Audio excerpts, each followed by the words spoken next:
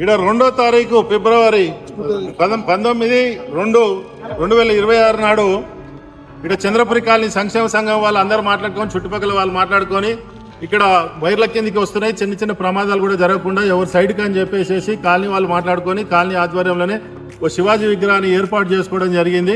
దానికి పర్మిషన్గా డీసీపీ గారి దగ్గరికి, పోలీసుల దగ్గరికి, కలెక్టర్ దగ్గరికి, మున్సిపల్ అధికారుల దగ్గరికి అందరికి కూడా ఈ విధంగా లెటర్లు కూడా ఇవ్వడం జరిగింది.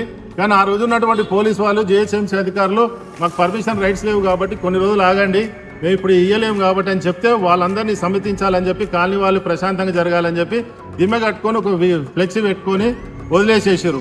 ఆ ఫ్లెక్సీ ఇట్లనే ఉంటుండే.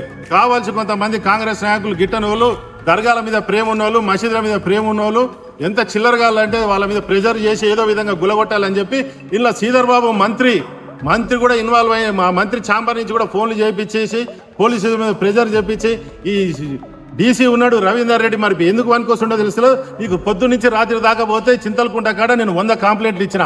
సరస్వతి కాలనీ వాళ్ళు కంప్లైంట్ ఇచ్చారు. అక్కడ ఉన్నటువంటి అండర్ పాస్కి వెళ్ళి సాకలాయిలో అండర్ పాస్కి వెళ్ళి ఆడ తేలినప్పుడు విపరీతంగా యాక్సిడెంట్లు అవుతున్నాయి. అది రోజుకు ముంగడికి వస్తూ ఉంటే అది తెలుస్తలేదా, కళ్ళల్లో ఏం పెట్టుకోరు మీరు అని చెప్పి మల్కాజిగిరి మున్సిపల్ అధికారులను నేను ప్రశ్నిస్తా ఉన్నా.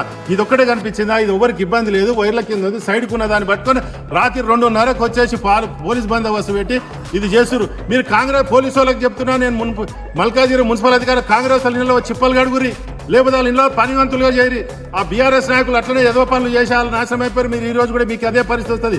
శివాజీ ఎవరికైనా ఏమైనా ద్రోహం చేసిండా, శివాజీ ఎవరికైనా అడ్డం వచ్చిండా, శివాజీ ఎవరికైనా ఇబ్బందులు పెట్టిండా? ఇక్కడ శివాజీ విగ్రహానికి కాలనీ పెద్దలందరూ కూడా భావి తరాలకు పిల్లలందరికీ ఆదర్శంగా ఉంటాడని చెప్పి, పిల్లలకు ధైర్యంగా ఉంటాడని చెప్పి కాలనీ పెద్ద మనుషులు పెట్టుకుంటే సిగ్గుమాలి కాంగ్రెస్ నాయకులు గుర్తు తెలియకుండా ఆన్లైన్ కంప్లైంట్లు ఇచ్చుడు, వాళ్ళ మీద ప్రెజర్ చేసుడు, ఇబ్బందులు పెట్టడం. మీకు సాధన అయితే ఫోన్ రాని ఆయన ఎన్నైతే దర్గాలు ఉన్నాయి, ఎన్నైతే రోజు శుక్రవారం పూట మధ్యాహ్నం పూట 10 సార్లు మైకులు పెడుతున్నారు. ఆ మైకులను తగ్గించండి, సమాజంలో మంచి పేరు తెచ్చుకునేట్టు కానీ ఈ చిల్లర శాతాలు చేసుడు మానుకోండి.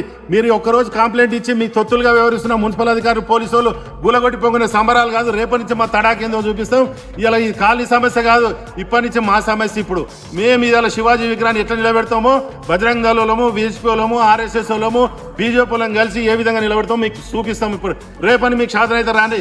ఏమైతే పోలీసు వాళ్ళు వస్తారా, మున్సిపల్ వాళ్ళు వస్తారా, ఏ విధంగా ఎదుర్కోవాలో మేము ఎదుర్కొని ఇప్పటి నుంచి మేము పెడతాం. ఇది ఇప్పటి వరకు కాలనీ వాళ్ళ సమస్య, ఇప్పుడు మా సమస్య. ఈ శివాజీ నిలబెట్టి తీరుతామని చెప్పి డిమాండ్ చేస్తున్నాం. మీకు సిగ్గు శరం ఏమైనా ఉంటే ఈ శివాజీ విగ్రహాలు కాదు అడ్డుకునేది, ఇక్కడ ప్రజలకు అడ్డమవుతున్న దర్గాలను అడ్డుకొని వెనుక జరిపేయండి, ప్రజలు ప్రశాంతంగా బతికేటట్టు చేయండి. కానీ